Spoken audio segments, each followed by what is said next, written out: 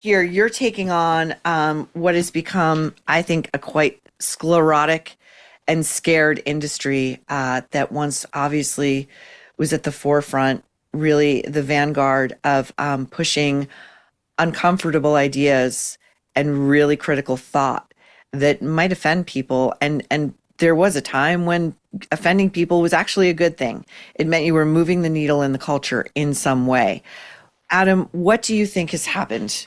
Why is book publishing now a place full of trigger warnings and safe spaces? Yeah, so I think there's a few different reasons, but first and foremost, when you consider mainstream publishing, and by that I mean places like Penguin Random House, HarperCollins, Simon and Schuster, those institutions have for decades been overwhelmingly left of center in terms of the people who become editors and even the people who become literary agents and other sort of publishing adjacent roles. And really around the early 2010s, this period that is now known as the Great Awakening or the surge in political correctness, the same things that we were seeing on college campuses, especially at elite college campuses, places like Harvard, Cornell, where conservative speakers were being shouted down. Something very similar was going on in publishing. And essentially, these folks behind closed doors were saying there's racism in the world, there's sexism in the world, there's transphobia in the world. And we, as publishers, we need to make sure our books are not promoting those harmful narratives. So in this sort of weird alchemy project, things like the death of George Floyd, other Hmm.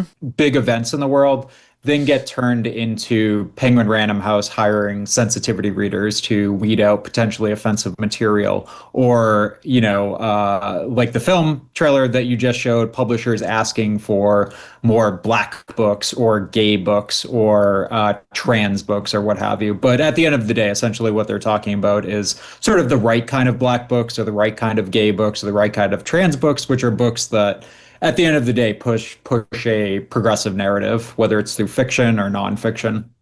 Yeah, so when you're talking about Penguin Random House, Simon and Schuster, this is what people in the industry call collectively the big five. There used to be Yeah. six. Now there are only five. Someday there will be two, maybe one. But just these are the huge, huge companies that have a stranglehold on what gets published. You either get published through them or you essentially self-publish. Um, this all I believe, and we're going to talk in a minute about this incredible piece that was written in the Free Press 2 years ago about this very thing, and that piece dates it to George Floyd, and I would date it there too. George Floyd, uh, that moment changed so much about the culture, and really not for the better. I mean, since then we've had classics such as Huckleberry Finn canceled because of language that was common at the time. We saw, Oprah, that force for darkness. I swear, Adam, I don't know your thoughts on Oprah, but do you remember when she anointed Janine Cummins, American Mhm. Dirt, as her book club pick? And what happens when they pick your book, when Oprah picks your book, is your publisher goes into hyper overdrive. Now you're printing like 500,000 to 1 million copies. You've got a huge publicity push. You can basically just count the money coming in before a single book has been put on the shelves. And Oprah caught some shit from the culture. I couldn't tell you where it came from. It was just this overwhelming hive mind groupthink that a white woman had no business writing a book about Mexican people, and Oprah canceled the book, and Janine's publisher canceled the book. And weirdly, this weekend, I was just talking to a friend of mine who said, "Oh, are you reading anything good lately?" I said, "I'm reading this, I'm reading that. What are you reading?" She goes, "American Dirt," and I love it.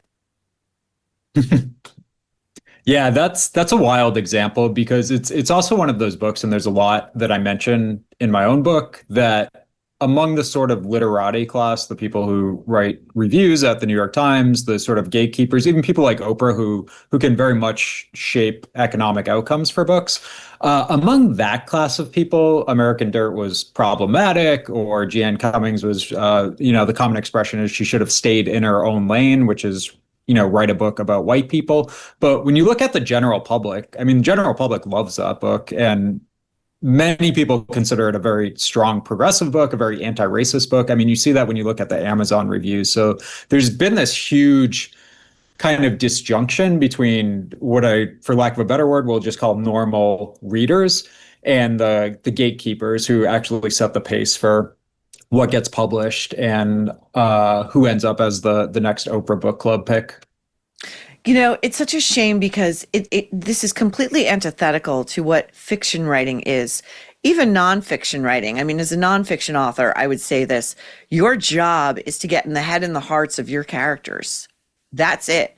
And it's a humanist enterprise. It's not one that should be restricted by one's race, class, gender, the time in which they live. Otherwise, we would have, Adam, zero art. Mm-hmm. Yeah, no, I agree completely. And it's really unfortunate that in the past decade, some of these ideas that I find absolutely preposterous, that you find preposterous, they've become policy setters within the publishing houses. So when you go on Twitter 10 years ago and you start seeing a hashtag called own voices trending, that essentially means that we want books by authors who share the same demographic characteristics as the focus of their book, right? So if you're a white guy and you have an Asian American character, that is not an own voices book. If you're a black person and you have an Indian character, that is not an own voices book. So there became a point, and we're seeing the consequences of this now, where editors weren't even looking at manuscripts that fell outside the quote unquote own voices narrative. There's also something happening that really only is talked about within the circle of people who it really affects. And that is that since all of this lunacy began, if you are a straight white male, good luck selling your book. There are a million other authors ahead of you who, based solely on identity, not on the quality of their work, are going to get a book deal before you will. Yeah, 100%. And, there's people on the progressive left who will call that statement ridiculous or what have you. But for people who actually know the book world, and I would say the same too about other sort of spheres that have been taken over by wokeness, like college admissions at elite universities. I mean, what you just said is about as controversial as a bake sale. Like everyone knows that. People in marketing but you can't know it. say it. But you can't but when I've been in these meetings, I've been with these people, you can't say that to them. I mean, Sure. they'll throw you out. They'll be like, what are you talking about? We're all about, equality and DEI. What are you talking about? Yeah, it's funny. I was actually, and I quote this person in my book. She's a woman of color. She's a president at one of the big five publishers. She's been there for a few decades. And I brought this up to her, and she, in a sort of honest moment, admitted the fact that, yes, it actually is harder if you're a cisgender, heterosexual white male. Really? But her point was, now you know what it feels like. And Oh, God. it was such a wild thing for me to hear because, I mean, there's so many things wrong with it. But first and foremost, like, I'm in my 30s. Like, I didn't benefit from, Jim Crow segregation and things like that. But it's this idea that because I too am white or male or cisgender, and, historically that has been the dominant group, that now I know what it feels like to be excluded from certain sectors. But it's not just you. First of all, what are you supposed to do? Apologize for the accident of your birth? You Yeah. know? I actually did have an editor once who I adore, when I first began working with him, apologize to me for being a straight white male. And I said, Amazing. You please do not do that.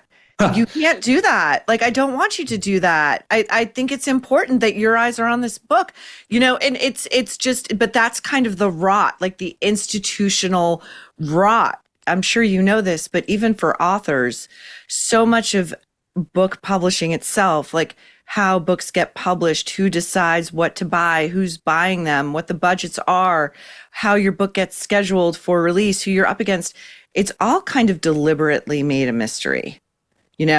I've been doing this for a very long time, and I still learn stuff every day. I sometimes find myself asking questions and I feel like, oh, I should know this by now, but actually I really shouldn't, because by design, it's like the Wizard of Oz. You really just don't know who's pulling the strings. All you know is there is this hive mind at work. And by the way, the same thing is going on at the few remaining places that seriously cover books, such as the New York Times Magazine. Now, I know people who are established authors who, by all rights, should have their latest books reviewed in the New York Times Book Review. And this is a conversation I've had about 5 times over the past few years. Oh my God, I can't believe my book didn't get covered. Like, what do I need to do? What do I need to do? And I say, you know what you need to do?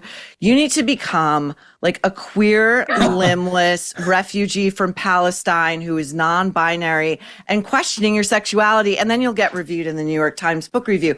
I don't know about you, Adam, but I see books in there and I'm like, I don't know who this person is, what this book is doing, why this book exists. It's complete. It's all this, this word that I don't really love, but it's the only one that suits. It's all identitarian. It's how do you identify? Identity is the number one thing that's going to get you through that door. People like, Roxane Gay, who's a New York Times contributor, and it's like, you look at her and she kind of has, she's sort of the real world equivalent of like Yoda. Like she's morbidly obese. She's, I think, bisexual or lesbian. She's dark skinned. She just stacking all these identities to the point where in the world of the New York Times Book Review and like those sorts of parties, like she's almost like this like holy figure that you can't even disagree with in terms of her nonfiction writing, but her fiction, like I've read it. I don't think it's great. She's a terrible writer. She's a terrible thinker. She's angry all the time, and the New York Times loves her. I mean, they were plugging her in everywhere. The op-ed pages. I think for a time she was like an advice columnist. I'm not taking advice from that mess. Are you kidding me? Also, fun fact, as I'm sure you know, cousin of Claudine Gay, the Harvard president. I actually didn't know that. Yeah. They're cousins.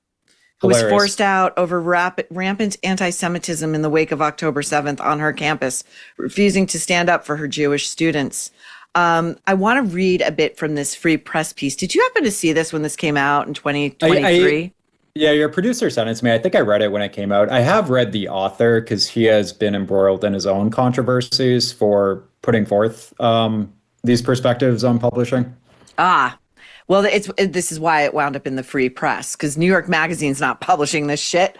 Okay, so he cites the May 2020 death of George Floyd as the inciting event in book publishing, and I quote, in an immediate attempt to appear committed to combating racism, because publishing, by the way, is extremely white. It had been extremely white to that point.